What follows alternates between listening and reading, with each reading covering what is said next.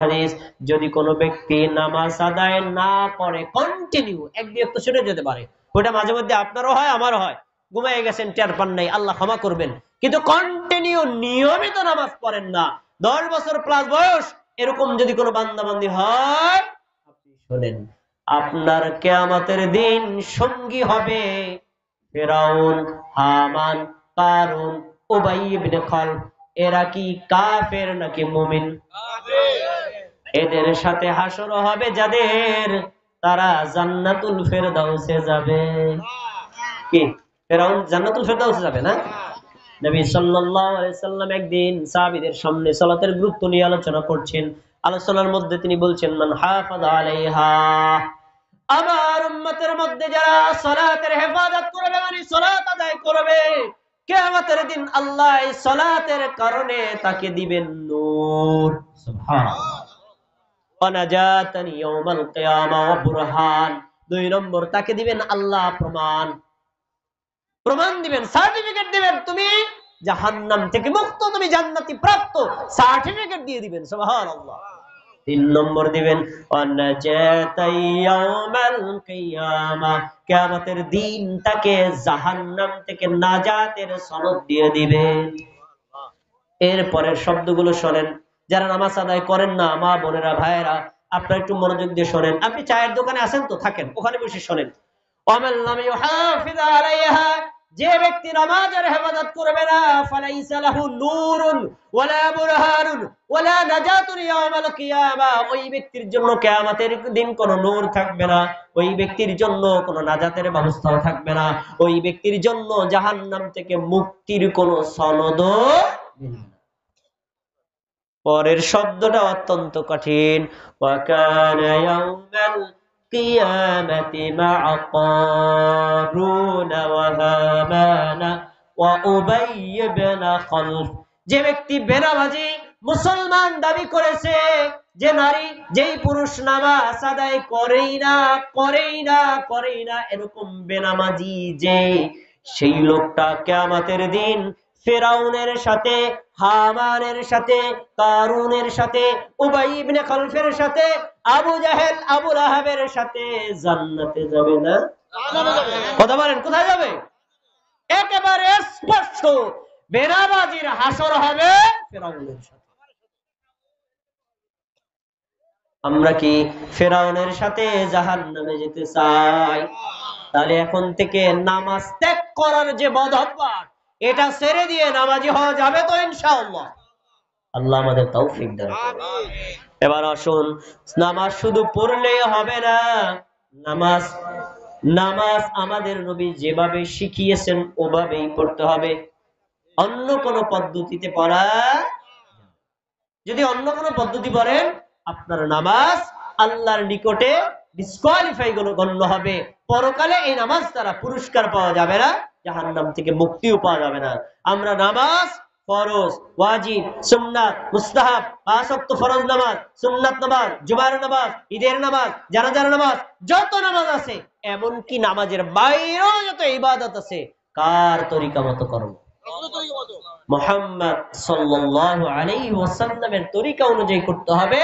তার তরিকার বাইরে ভিন্ন কার তরিকা ইসলামে কোন ধরনের গ্রহণযোগ্যতা নাই। তাই নামাজ আদায় করব কার দেখানো নিয়ম অনুযায়ী, মুহাম্মদ সাল্লাল্লাহু আলাইহি ওয়াসাল্লাম যেভাবে পড়েছেন ওইভাবেই। আসুন, আমাদের নবী যারা নবীর দেখানো সিস্টেমে 4টা শর্ত সাপেক্ষে সালাত আদায় করে, তাদের জন্য ক্ষমার ঘোষণা দিয়ে 4টা শর্তের কথা বলেছেন। দেখি কে কে এই শর্ত পূরণ করতে পারে। সুনানে আবু দাউদ হাদিস নাম্বার 425, নবী সাল্লাল্লাহু আলাইহি ওয়াসাল্লাম বলেছেন, খামসু সালাওয়াতিন ইফতারাদাহুল্লাহ, 5 ওয়াক্ত নামাজ আল্লাহ তাআলা ফরজ করেছেন। কথা বলেন, কে ফরজ করেছেন? আল্লাহ। 5 ওয়াক্ত নামাজ আল্লাহ ফরজ করেছেন। এই ফরজ করার সাথে সাথে 4টা শর্ত দিয়েছেন। 1 নম্বরে, মান আহসানা উযুআহুন্না, যে ব্যক্তি সুন্দর করে ওযু করে। তাহলে নরমাল ওযু আছে, আবার সুন্দর ওযু। নরমাল ওযু কি? আপনি টিউবওয়েল ছেড়ে দিয়ে খালি একদম সবকিছু ধুয়ে ফেললেন, মাথাটা মাসে করে মসজিদে ঢুকে গেলেন, এটা হলো নরমাল ওযু। আর উত্তম অজু কি? প্রত্যেকটা অঙ্গ 3 বার আমাদের নবীর সুন্নাত তরিকা অনুযায়ী ধৌত করতে হবে, সম্পূর্ণ মাথা একবার মাসাহ করতে হবে। এই সিস্টেমে অজু করবে, 1 নম্বর শর্ত। 2 নম্বর, ওয়াসাল্লাহুন্না লিওয়াক্তিহিন্না, ওয়াক্ত মতো সালাত আদায় করবে। তার মানে আসরের সালাত জোহরের সালাত আসরের মধ্যে, আসরের সালাত মাগরিবের সময়, মাগরিবের সালাত এশার সময় পড়লে হবে না। এই হাদিসের আরেক ব্যাখ্যা, আউয়ালি ওয়াক্তিহা, আউয়াল ওয়াক্তে সালাত আদায় করবে। এই 2টা শর্ত গেল। 3 নম্বর, ওয়া আতাম্মা রুকুআহুন্না, ফরজ বলেন, নফল বলেন, সুন্নাত বলেন, জামাতে বলেন, একা একা বলেন, সকল ক্ষেত্রে নামাজের রুকু আর সাজদাগুলো পরিপূর্ণভাবে আদায় করতে হবে। তাহলে অপরিপূর্ণ রুকু আছে, এটা কি আপনাদের জানা আছে?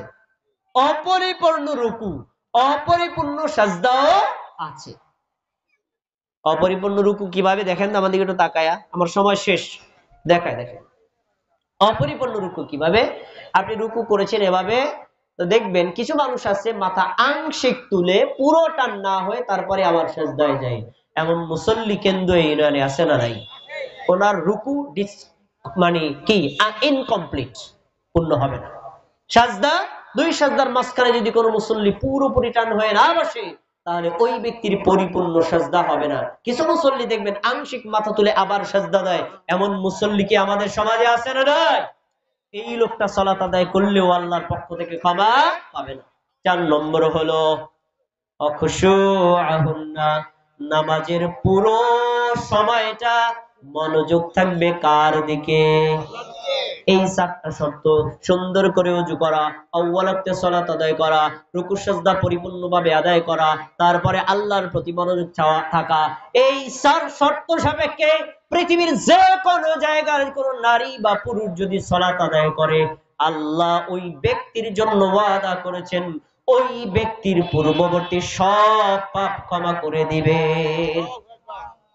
আমরা কি আমাদের পাপ ক্ষমা চাই না? আল্লাহ রাব্বুল আলামিন আমাদের সবাইকে এই সালাত আমাদের নবী যেভাবে আদায় করতে বলেছেন সেভাবে আদায় করে নিজেদের পাপ ক্ষমা নেওয়ার তৌফিক দান করুন, আমিন। শেষ, আমার টাইম শেষ।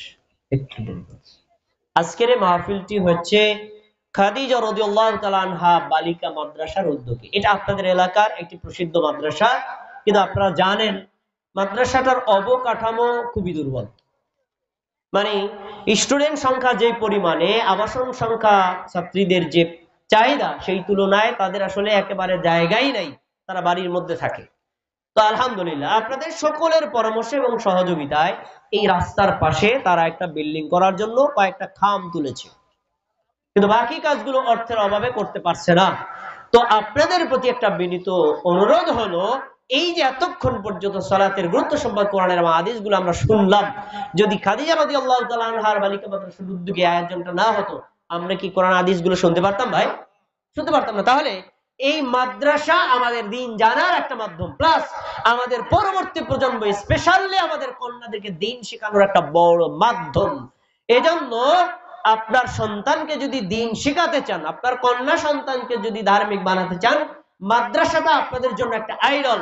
এই আইডলের যে দুর্বলতাগুলো আছে, অর্থনৈতিকভাবে দুর্বলতা, অবকাঠামোগত দুর্বলতা, আপনাদের কাছে যদি কখনো সহযোগিতার জন্য হাত বাড়ায়, আপনারা সহযোগিতা করবেন তো ইনশাআল্লাহ? 3টা সহযোগিতা করবেন। 1, অর্থনৈতিক সহযোগিতা যখন যেভাবে প্রয়োজন হয়।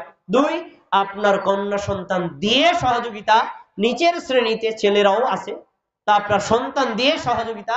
আর 4 নম্বর, এই যে একটা মহান উদ্যোগ নিয়েছে, আপনারা যদি না আসতেন ভাই, আমি কার সামনে কথা বলতাম? আপনারা যে এসেছেন নিজের টাকা খরচ করে, ভাড়া দিয়ে, এটাও একটা সহযোগিতা। আপনারা এরকম ডাকে আসবেন তো ইনশাআল্লাহ? আল্লাহ রাব্বুল আলামিন আমাদের এই প্রতিষ্ঠানটাকে কবুল করুন, বলেন আমিন। যে সকল ভাই বোনেরা, এলাকাবাসীরা এবং গণ্যমান্য ব্যক্তিবর্গ এই মাদ্রাসাটাকে সহযোগিতা করে, সম্মান দেয় এবং তাদেরকে সেফ দেয়, তাদের নিরাপত্তা দেয়, পরামর্শ দেয়, এই সহযোগিতাকে কবুল করুন, বলেন আমিন। প্রিয় ভাইরা, তাহলে আপনাদের প্রতি উদাত্ত আহ্বান রইল, এই প্রতিষ্ঠানটা আপনাদের কাছে আমানত। আল্লাহ রাব্বুল আলামিনের দিকে তাকিয়ে আপনারা সহযোগিতা করবেন। আল্লাহ রাব্বুল আলামিন এই প্রতিষ্ঠানের মাধ্যমে অত্র এলাকায় যেন দ্বীনের আলো ছড়িয়ে পড়ে, আল্লাহ কবুল করুন, আমিন।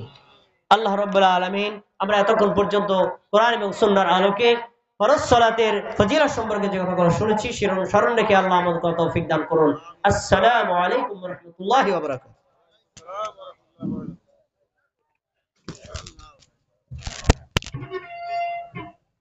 الحمد لله